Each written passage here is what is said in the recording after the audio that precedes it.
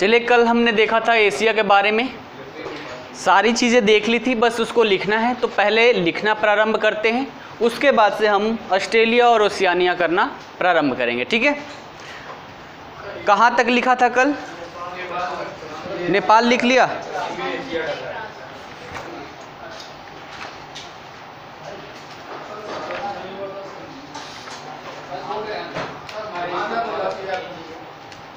बचेगा कुछ नहीं, ज़्यादा ध्यान पड़ोसी देशों पर देना है। ठीक है, पाकिस्तान हो गया था। मालदीव, मालदीव लिखवाया नहीं था? सबसे पहले तो वही किया था पड़ोसियों में। हाँ, ठीक है, बांग्लादेश बाकी है।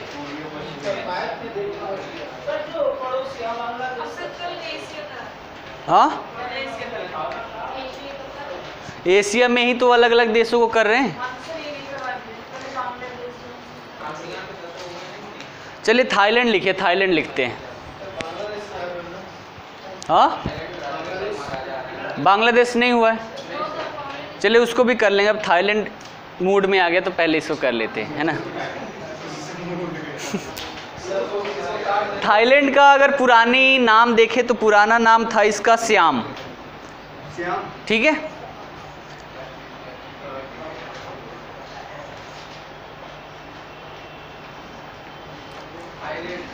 चलिए थाईलैंड की पहले सीमाएं देखते हैं, कहाँ कहाँ से सीमाएं लगती है। तो ये रहा थाईलैंड। थाईलैंड को देखें तो इसके उत्तर पश्चिमी भाग में कौन सा है? म्यांमार।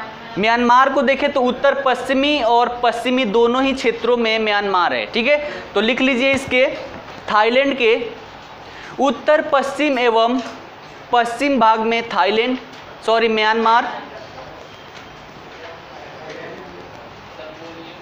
हो गया। थाईलैंड के उत्तर पश्चिम तथा पश्चिम भाग में म्यांमार,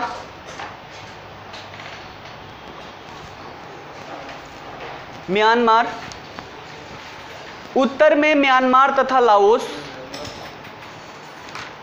उत्तर में म्यांमार तथा लाओस। हाँ, उत्तर में दोनों का बॉर्डर लगा हुआ है। ठीक है, तो दोनों को हम एक साथ नाम दे सकते हैं, यहाँ म्यांमार और लाओस। ठीक है, उसके बाद पूर्व में भी लाओसी है। उत्तर पूर्व एवं पूर्व में लाओस तथा दक्षिण में कंबोडिया एवं गल्फ ऑफ थाईलैंड।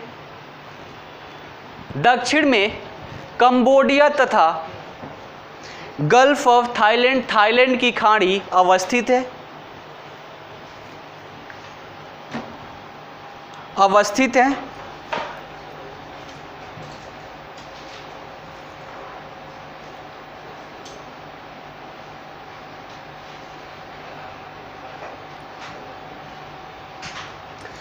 थाईलैंड की 3/4 जनसंख्या, थाईलैंड की 3/4 जनसंख्या थाई मूल की है, थाई मूल की है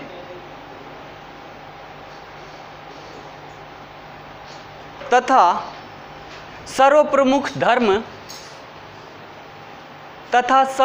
धर्म बौद्ध धर्म है। हाँ,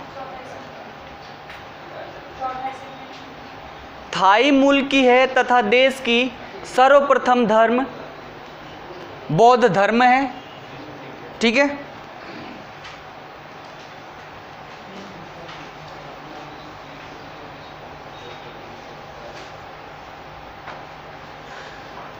थाईलैंड की राजधानी बैंकॉक, थाईलैंड की राजधानी बैंकॉक कौन से नदी पर है? चाओ फ्राओ नदी पर अवस्थित है। चाओ फ्राया नदी पर अवस्थित है।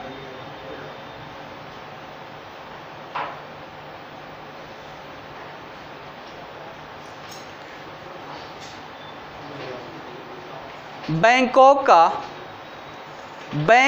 का पुराना नाम वेनिस है, वेनिस। बैंकॉक का पुराना नाम वेनिस है।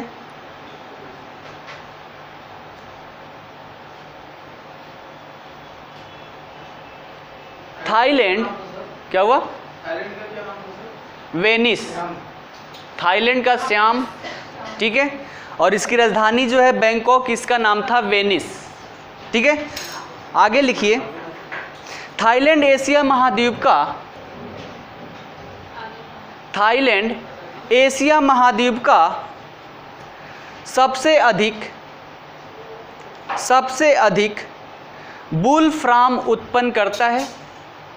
वुल्फ्राम, इससे बॉक्साइट निकाला जाता है, ठीक है, बॉक्साइट का अयस्क है। सबसे अधिक वुल्फ्राम उत्पन्न करता है, जिससे बॉक्साइट निकाली जाती है, जिससे बॉक्साइट निकाली जाती है।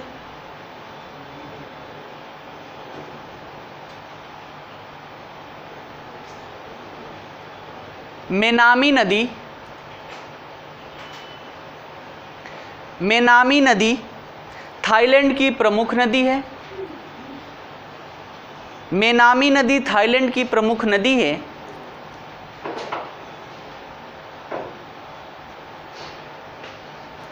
एशिया में सर्वाधिक रबर उत्पन्न करने वाला देश, एशिया में सर्वाधिक रबर उत्पन्न करने वाला देश थाईलैंड ही है, थाईलैंड ही है। और अंतिम लाइन, इस देश को यानी कि थाईलैंड को दक्षिण पूर्व एशिया का चावल का कटोरा,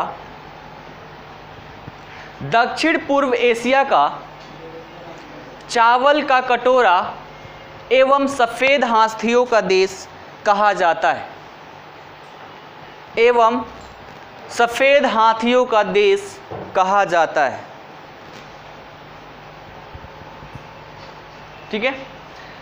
अब कंबोडिया के बारे में लिख लीजिए, थाईलैंड के बाद कंबोडिया।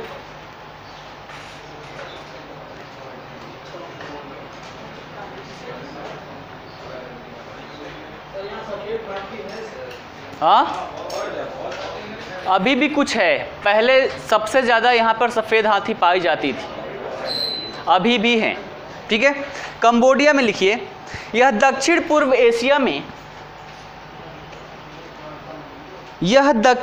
एशिया में भारत चीन प्रायद्वीप पर स्थित है, भारत चीन प्रायद्वीप पर स्थित है।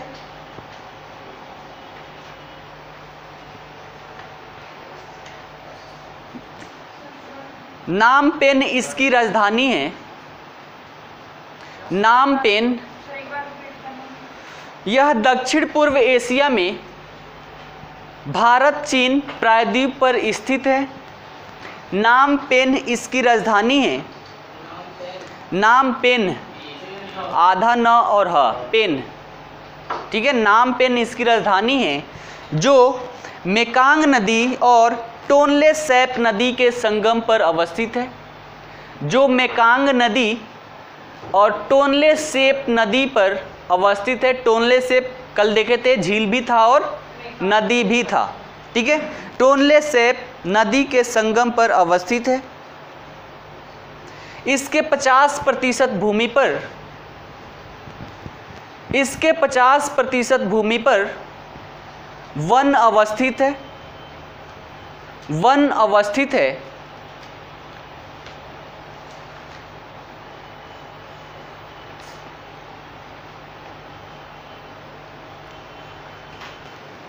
कुल कृषि योग्य भूमि के, कुल कृषि योग्य भूमि के 80% भागों पर चावल की खेती होती है, 80% भागों पर चावल की खेती होती है।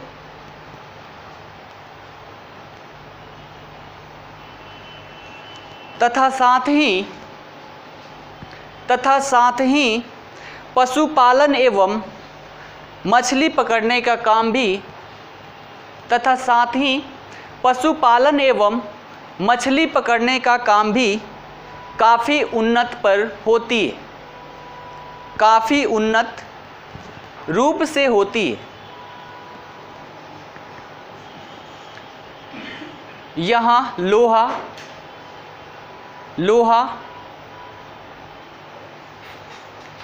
लोहा, तांबा, मैग्नीज और सोना भी मिलता है। लोहा, तांबा, मैग्नीज और सोना भी मिलता है।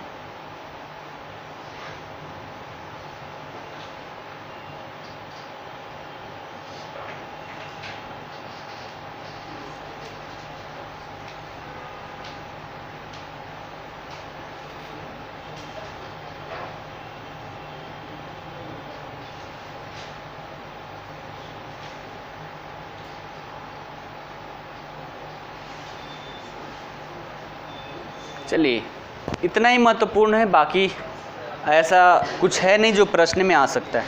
अगला टाइटल डालिए म्यांमार।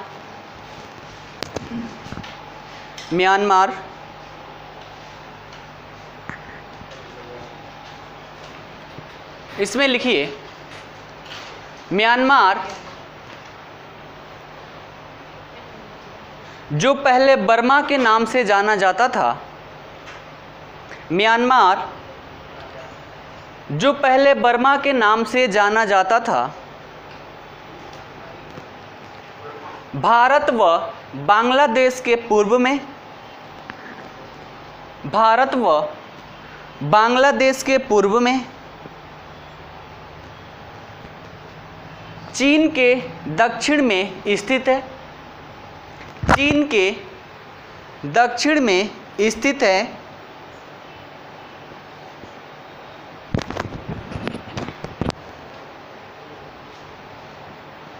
इसकी सीमाएं बांग्लादेश, भारत,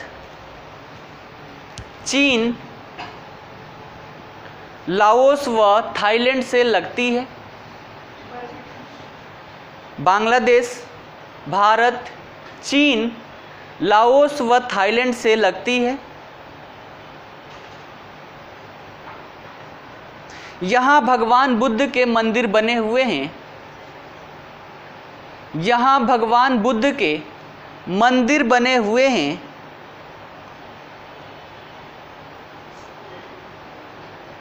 जिसे पैगोडा कहा जाता है, जिसे पैगोडा कहा जाता है।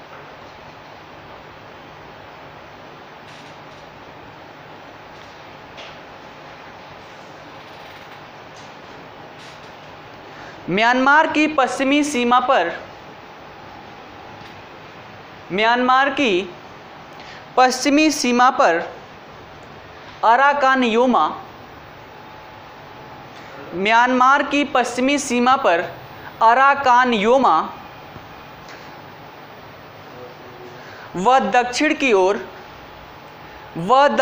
ओर टेनासीरम सबसे ऊंची टेनासीरम योमा पर्वत श्रेणी, टेनासीरम योमा पर्वत श्रेणी अवस्थित है।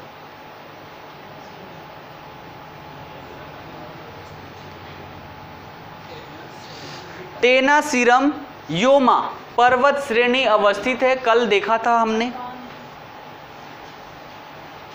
देश के उत्तरी भाग में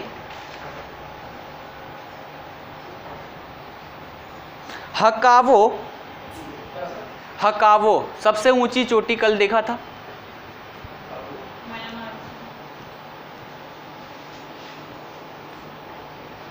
हकाबो सबसे ऊंची चोटी है,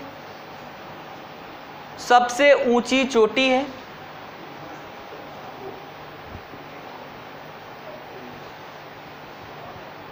इरावदी नदी म्यांमार की जीवन रेखा कहलाती है। इरावदी नदी म्यांमार की जीवन रेखा कहलाती है।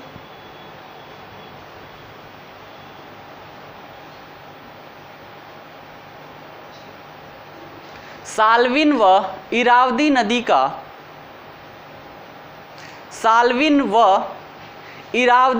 का दोआब क्षेत्र, साल्विन व इरावदी नदी का दोआब क्षेत्र सुदूर पूर्व का चावल का कटोरा कहलाता है। सुदूर पूर्व का चावल का कटोरा कहलाता है।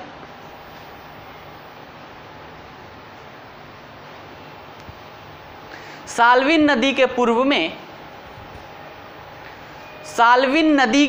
में स्वर्ण त्रिभुज, गोल्डन ट्रायंगल, ठीक है, एक हमने इस पर क्वेश्चन भी किया था आंसर राइटिंग में। साल्विन नदी के पूर्व में स्वर्ण त्रिभुज अवस्थित है, जो अफीम की खेती के लिए प्रसिद्ध है,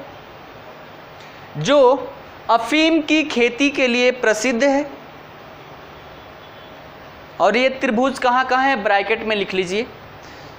स्वर्ण त्रिभुज बराबर, ब्रैकेट में लिख लीजिए, स्वर्ण त्रिभुज बराबर, यानी कि कौन कौन से देश इसमें आते हैं।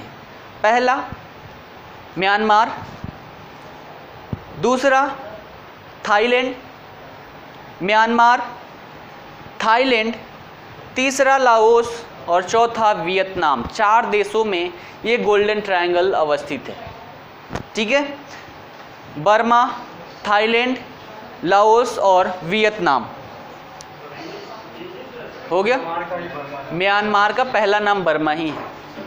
ठीक है, हाँ, त्रिभुज 4 देशों से होकर नहीं गुजर सकता। हाँ, अब 4 देश से 4 देशों को भी तो मिला के त्रिभुज बनेगा। इसका नाम ही है गोल्डन ट्रायंगल। हाँ, ठीक है, आगे लिखिए। म्यांमार कई खनिज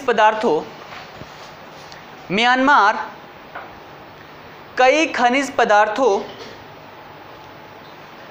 जैसे तेल, टंगस्टन, सीसा,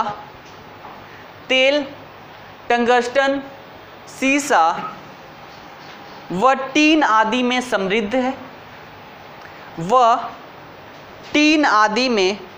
समृद्ध है। यहाँ के शान पठार खनिजों से परिपूर्ण है। और अंतिम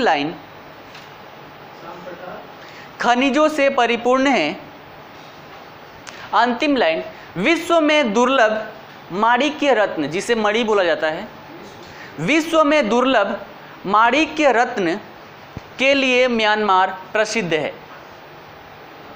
विश्व में दुर्लभ माणिक्य रत्न के लिए म्यांमार प्रसिद्ध है।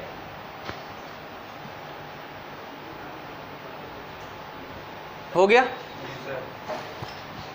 चलिए अब लिख लीजिए जापान। हाँ, थोड़ी देर बाद लिखवाना ख़त्म हो जाएगा, उसके बाद से 5 मिनट पानी पीने के लिए दूंगा। ठीक है, जापान,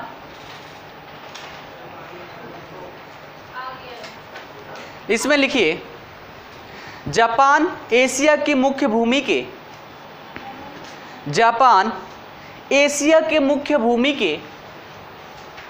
पूर्व में अवस्थित है, जिसके कारण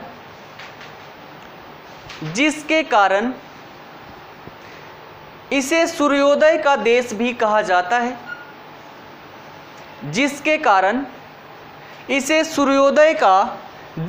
कहा जाता है।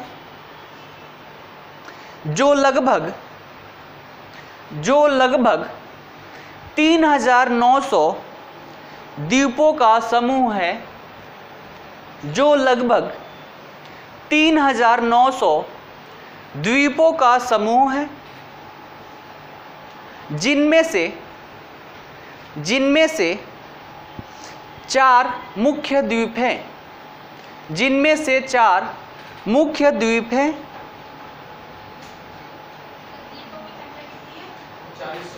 3900 4 प्रमुख है।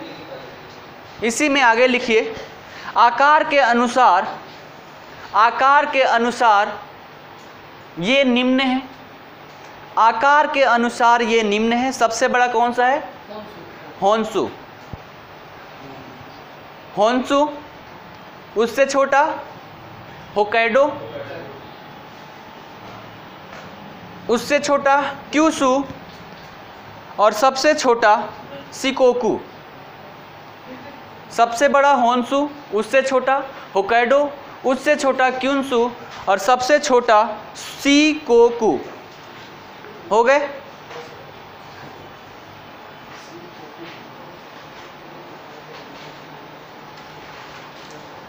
यहाँ लिखिए आगे, जापान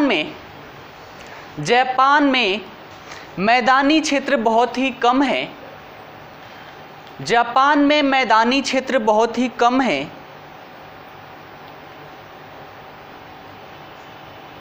होन्शु के पूर्वी तट पर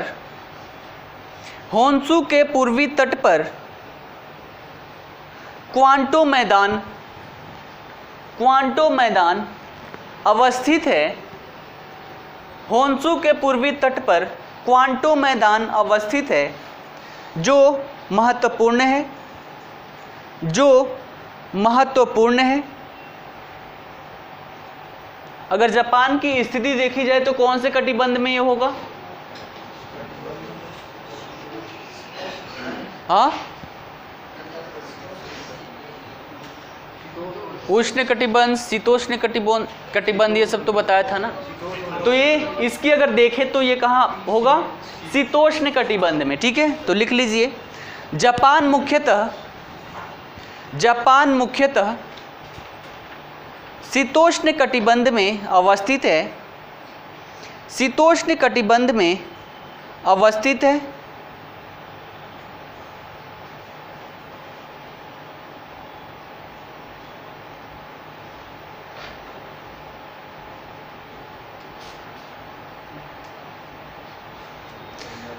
जापान के कुल क्षेत्रफल के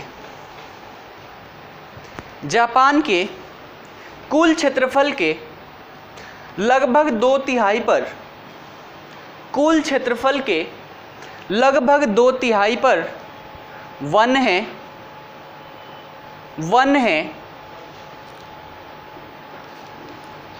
वृक्षों की प्रजातियों में सबसे लोकप्रिय सगी तथा जापानी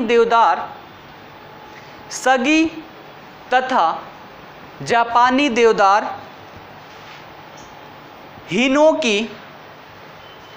हिनोकी, अकामात्सु, ये पेड़ के नाम है। हमारे यहाँ आम जामुन होते हैं, यहाँ पेड़ के नाम ऐसे हैं। ठीक है, अकामात्सु वह जापानी लाल चीड़ है।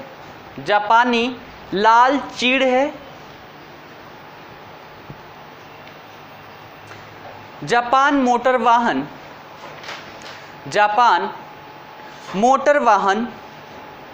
इस्पात, समुद्री जहाज, विविध प्रकार की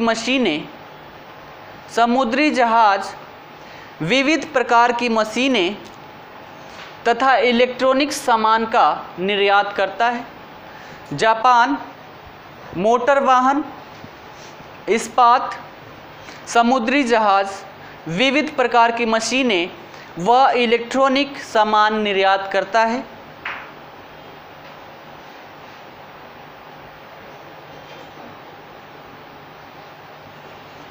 जापान की सबसे बड़ी नदी जापान की सबसे बड़ी नदी शिनानो है, शिनानो है।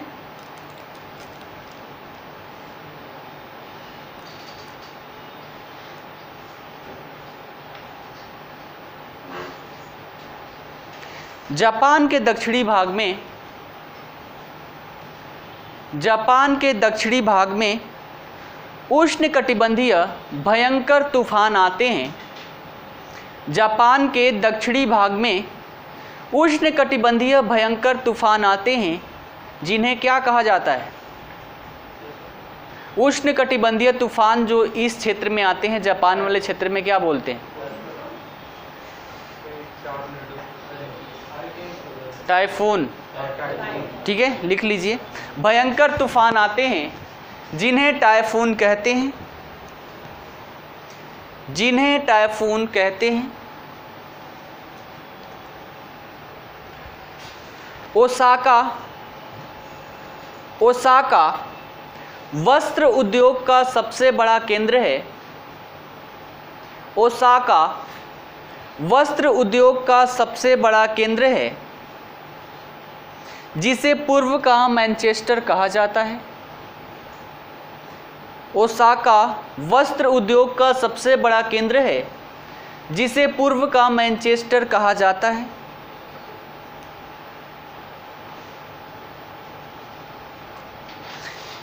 याकोहामा जापान का सबसे बड़ा प्राकृतिक बंदरगाह है। याकोहामा जापान का सबसे बड़ा प्राकृतिक बंदरगाह है, जबकि नागासाकी सबसे बड़ा प्राकृतिक बंदरगाह है, जबकि नागासाकी जापान का सबसे पहला विकसित बंदरगाह है। जबकि नागासाकी जापान का सबसे पहला विकसित बंदरगाह है। ठीक है। उसके बाद अगला डालिए चीन। चीन में बाकी चीज़ें, बहुत चीज़ें हमने मैप पर देखी थी, यहाँ बहुत कम चीज़ें ही लिखेंगे। ठीक है, चीन लिखिए।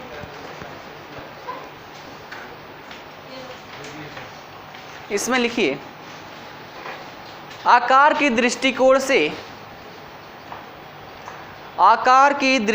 से चीन विश्व का कौन सा नंबर?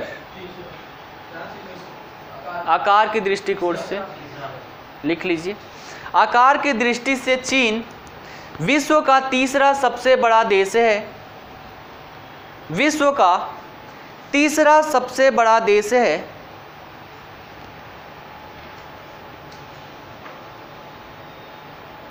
जिससे 14 देशों की सीमाएं लगती है। जिससे 14 देशों की सीमाएं लगती है। अब यहाँ 14 देशों के नाम नहीं लिखेंगे, आप एक बार एटलस पर देख लेंगे। हाँ, एटलस पे देख लीजिएगा, कल देखे थे।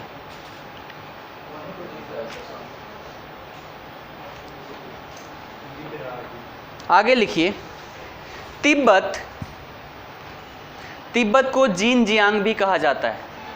ठीक है, ब्रैकेट में लिख लीजिए जिनजियांग, प्रश्न में कभी ये भी पूछा जा सकता है। तिब्बत, हाँ, जिनजियांग नदी भी है। तिब्बत पर्वत श्रेणियों के मध्य में स्थित है, जो विश्व का सबसे बड़ा पठार है। विश्व का सबसे बड़ा पठार है, जिसकी औसत ऊंचाई 4000 मीटर है। 4000 मीटर है। टकला मकान, टकला मकान,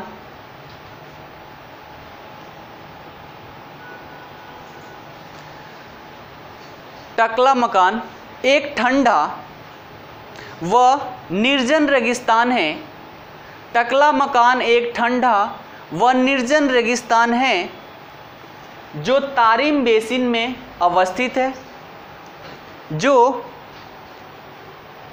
जो तारिम बेसिन में अवस्थित है। कल हमने देखा था तारिम नदी और बेसिन भी, ठीक है।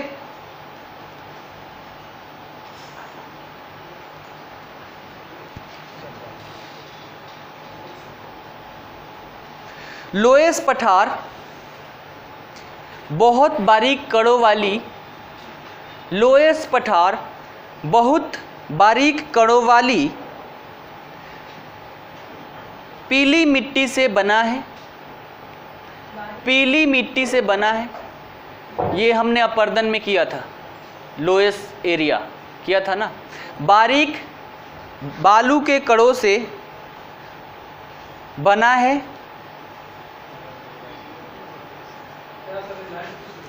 हाँ, दोबारा बोलने में उसी टाइम रिपीट करवा लीजिए तो ठीक है, दोबारा सोचने में कुछ अलग हो जाता है। सर पहले ये पढ़ा देते ना सही रहता। हाँ, आपने पहले से वो पढ़ा दिया, अब तभी हमारे दिमाग में क्या चीज़? पहले जब वो पता नहीं होगा कि वो बना कैसे, फिर पढ़ने में पता होती है ना, एकदम दिमाग में आ जाता है कि अच्छा हम आपकी बात करें। आप कहते हैं, आप सर कहते हो कि वो मैंने पढ़ाया है। चलिए आगे लिखिए। लोएस पठार बहुत बारीक कड़ों वाली पीली बालू से, फिर अलग होगा, हर बार लाइन अलग होगा। लोएस पठार बहुत बारीक पीली कड़ों वाली बालू से बना है, जिसे लोएस कहा जाता है, जिसे लोएस कहा जाता है। तिब्बत के पश्चिमी क्षेत्र से, तिब्बत के पश्चिमी क्षेत्र से बहुत सारी नदियां निकलती है। तिब्बत के पश्चिमी क्षेत्र से बहुत सारी नदियां निकलती हैं, जिसमें तीन महत्वपूर्ण हैं, जिसमें तीन महत्वपूर्ण हैं, सिंधु, सतलज तथा सांगपो। सिंधु, सतलज तथा सांगपो।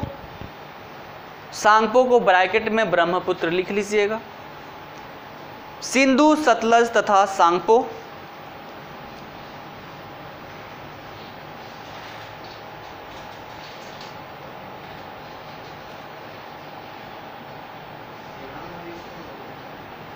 साल्विन तथा मेकांग नदी,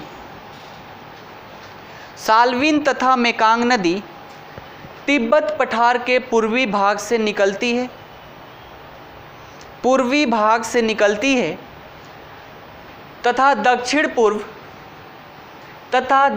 पूर्व एशिया में बहती है, दक्षिण पूर्व एशिया में बहती है।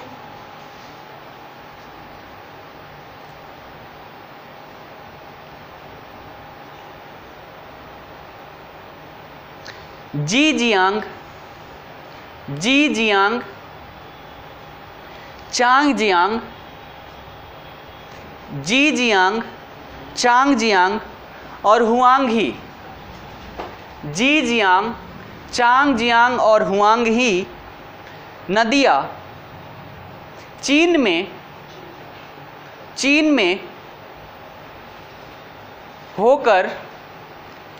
होकर पूर्व की ओर प्रशांत महासागर में गिरती है, पूर्व की ओर प्रशांत महासागर में गिरती है, जिसमें जीजियांग की घाटी सबसे बड़ी है, जिसमें जीजियांग की घाटी सबसे बड़ी है।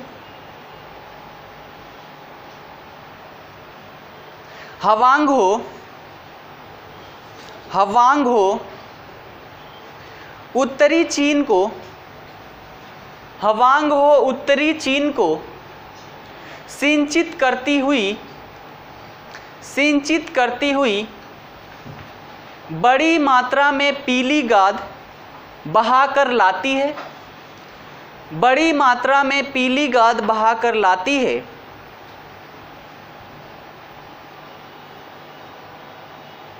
जिसके घाटी में, जिससे लिखिएगा, जिससे घाटी में जमाव के कारण, जिससे घाटी में जमाव के कारण यह नदी प्रायः अपना मार्ग बदल देती है, यह नदी प्रायः अपना मार्ग बदल देती है, जिसके कारण इन क्षेत्रों में बाढ़ आता है, जिसके कारण इन क्षेत्रों में बाढ़ आता है।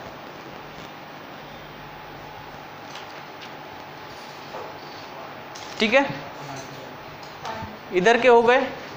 अब हमारे बच गए इधर के देश कुछ महत्वपूर्ण। ठीक है, तो इधर के देशों में लिखते हैं, पहला टाइटल डालिए लेबनान। छोटे छोटे देश हैं, इसमें बहुत कम फैक्ट हैं, 10 मिनट और लगेगा। लेबनान लिख लीजिए, 10 मिनट।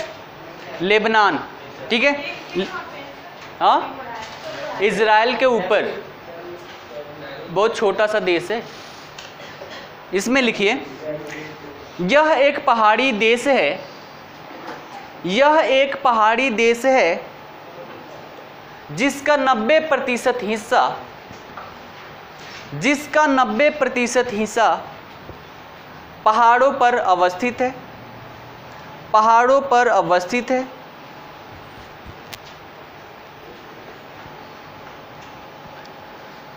यहाँ की जलवायु भूमध्य सागरीय है, यहाँ की जलवायु भूमध्य सागरीय है।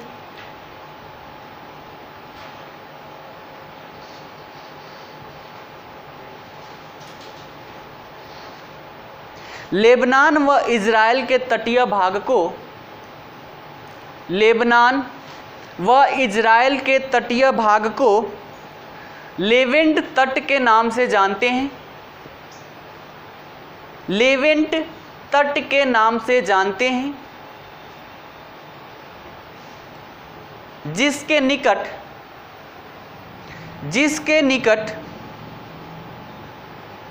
उत्तर दक्षिण दिशा में, जिसके निकट उत्तर दक्षिण दिशा में लेबनान की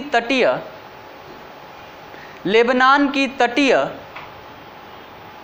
दो समांतर श्रेणियां फैली हैं, दो समांतर श्रेणियां फैली हैं, जिनके मध्य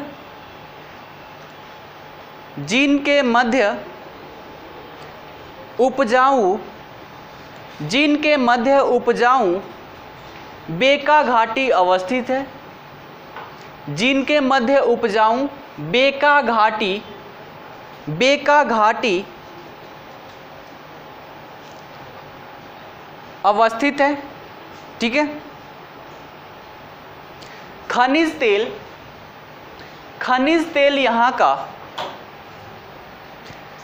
तेल यहाँ का सबसे महत्वपूर्ण उत्पादन है, सबसे महत्वपूर्ण उत्पादन है, जो मुख्यतः बेका तेल क्षेत्र से निकाला जाता है, जो मुख्यतः बेका तेल क्षेत्र से निकाला जाता है। लेबनान को पूर्व का स्विट्जरलैंड कहा जाता है। अंतिम लाइन, लेबनान को पूर्व का स्विट्जरलैंड कहा जाता है।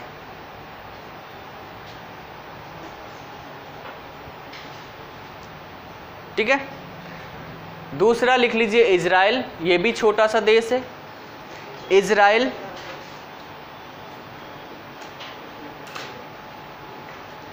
इसमें लिखिए, इसकी स्थापना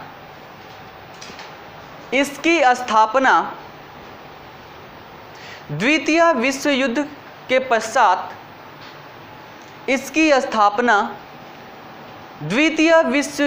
पश्चात 28 मई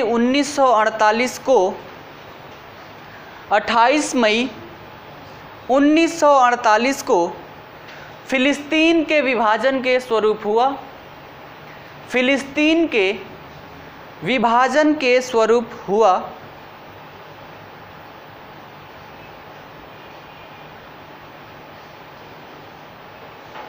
एजमन पर्वत इज़राइल की सबसे ऊंची चोटी है।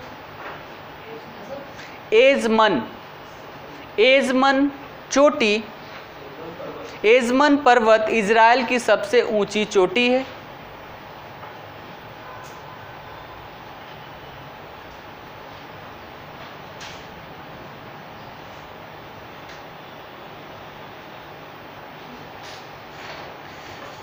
इज़राइल की महत्वपूर्ण व्यवसाय के रूप में कृषि है। इज़राइल की महत्वपूर्ण व्यवसाय के रूप में कृषि है। छोटा सा देश है, लेकिन वहाँ पर टेक्नोलॉजी का इस्तेमाल करके कृषि बहुत ही बड़े पैमाने पर किया जाता है। ठीक है, भारत भी वहाँ से टेक्नोलॉजी सीखता है। हाँ,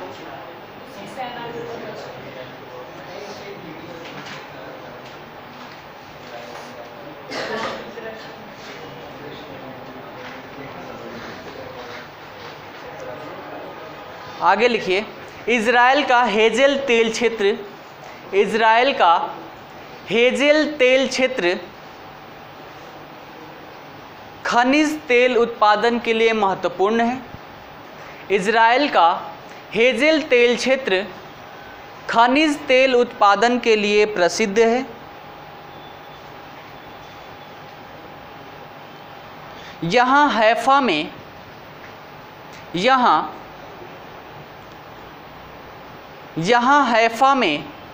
तेल शोधन कारखाना है। यहाँ हैफन में तेल शोधन कारखाना है, जहाँ इराक से पाइपलाइन द्वारा तेल शोधन कारखाना है, जहाँ से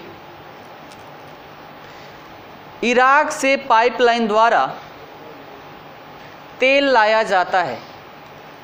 इराक से पाइपलाइन द्वारा तेल लाया जाता है।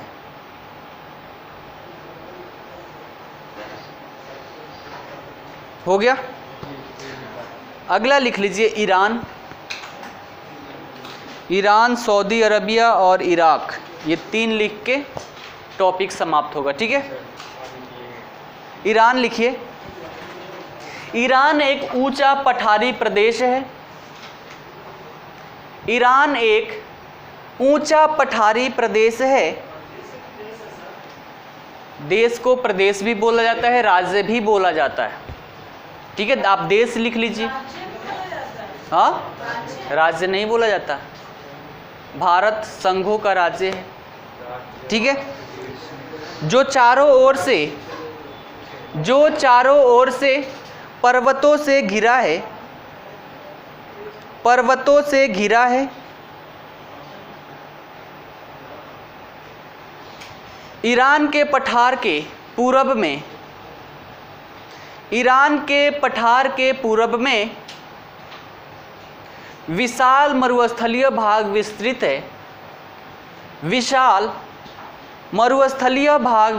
है।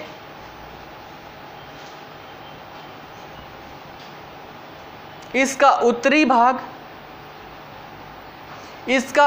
भाग दस्त-ए-कबीर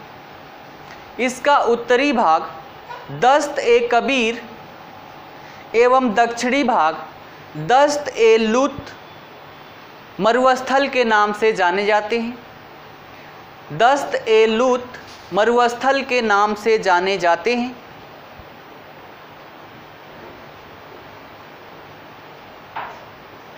ईरान का अधिकांश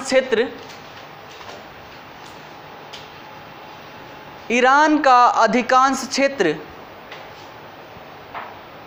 आंतरिक जल प्रवाह का क्षेत्र है, आंतरिक जल प्रवाह का क्षेत्र है।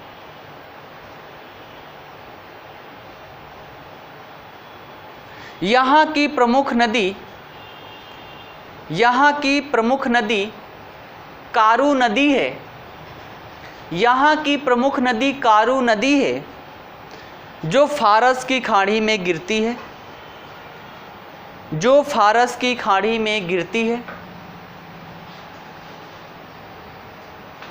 आगे लिखिए, मस्जिद सुलेमान, कल हमने देखा था जगह, मस्जिद सुलेमान, अगजारी, गाकसरन ईरान के महत्वपूर्ण तेल क्षेत्र हैं। गाकसरन ईरान के महत्वपूर्ण तेल क्षेत्र हैं।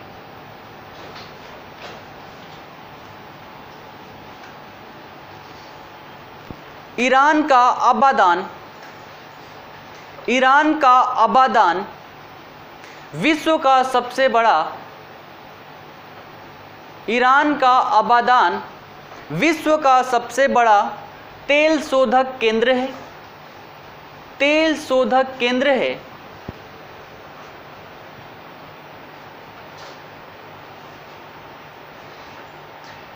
ईरान में इस्फहान, ईरान में इस्फहान सूती एवं ऊनी वस्त्र उद्योग का महत्वपूर्ण केंद्र है।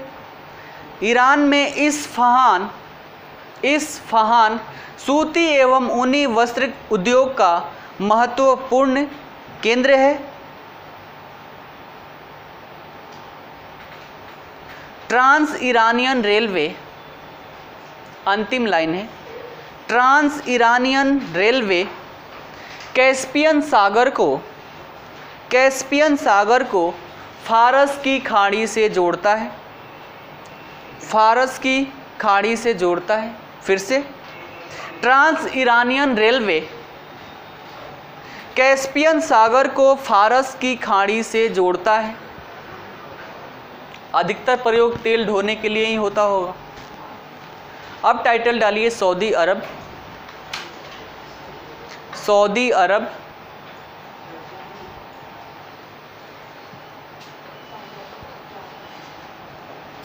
इसमें लिखिए, इस्लाम धर्म के प्रवर्तक सऊदी अरब, टाइटल डालिए और लिखिए,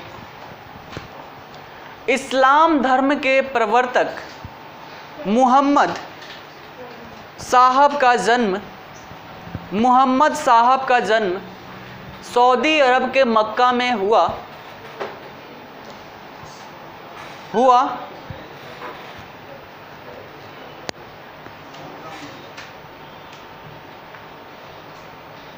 इस्लाम धर्म का एक अन्य धार्मिक स्थल,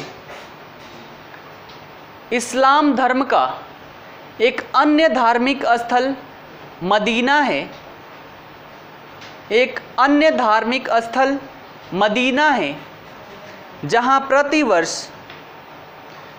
प्रतिवर्ष लाखों श्रद्धालु आते हैं, लाखों श्रद्धालु आते हैं। सऊदी अरब के उत्तरी भाग में, सऊदी अरब के उत्तरी भाग में अल नफद मरुभूमि, उत्तरी भाग में अल नफद मरुभूमि तथा दक्षिणी भाग में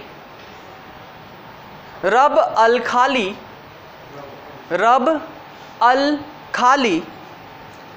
मरुभूमि स्थित है, मरुभूमि स्थित है, जहाँ पर खनिज तेलों का भंडार पाया जाता है, जहाँ पर खनिज तेलों का भंडार पाया जाता है।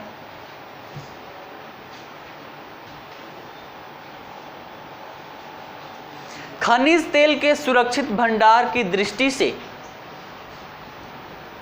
खनिज तेल के सुरक्षित भंडार की दृष्टि से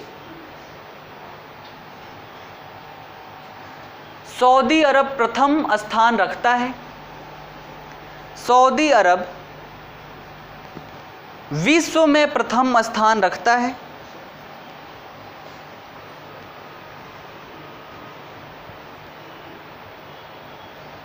अंतिम लाइन, अल खावर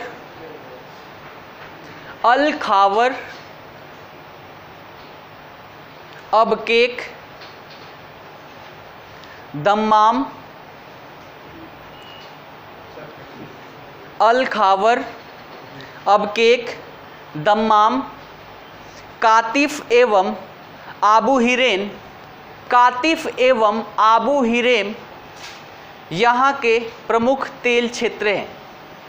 यहाँ के प्रमुख तेल क्षेत्र हैं।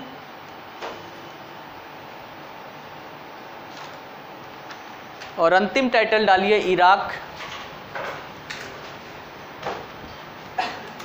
इराक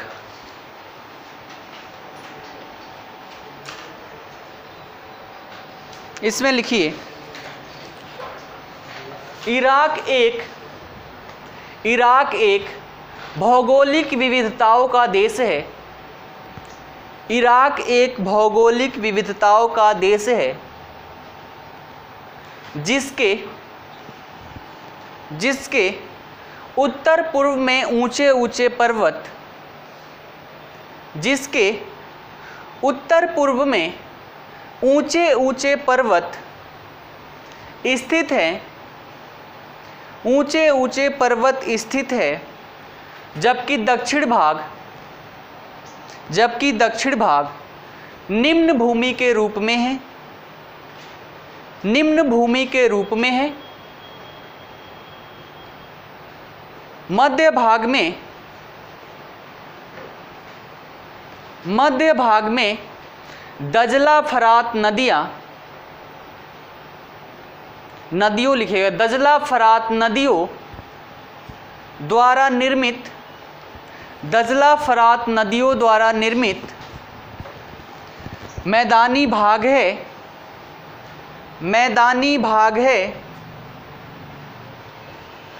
जहाँ पर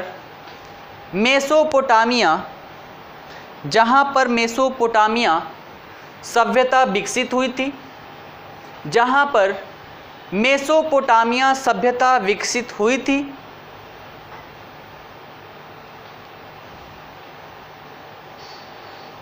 इसके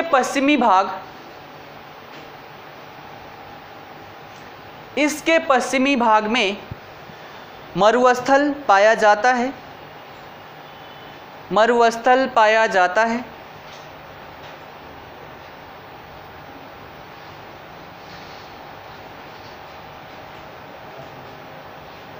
आगे लिखिए, दजला व फरात के संगम पर, दजला व फरात के संगम पर शत अल अरब स्थित है। शत अल अरब स्थित है, जो इराक एवं ईरान का सर्वाधिक उपजाऊ भाग है। इराक विश्व में खजूर का सबसे बड़ा उत्पादक देश है। उत्पादक एवं निर्यातक दोनों लिखिएगा। इराक विश्व में खजूर का सबसे बड़ा उत्पादक एवं निर्यातक देश है, जो इराक की सर्वाधिक महत्वपूर्ण खाद्यान्न फसल है। जो इराक की सर्वाधिक महत्वपूर्ण खाद्यान्न फसल है। और अंतिम लाइन, किरकुक, मोसुल एवं बसरा। किरकुक, मोसुल एवं बसरा इराक के प्रमुख तेल क्षेत्र हैं। किरकुक, मोसुल एवं बसरा इराक के प्रमुख तेल क्षेत्र हैं। ठीक है, तो जितना हमने कल देखा था आज हमने उसको लिख लिया। ठीक है।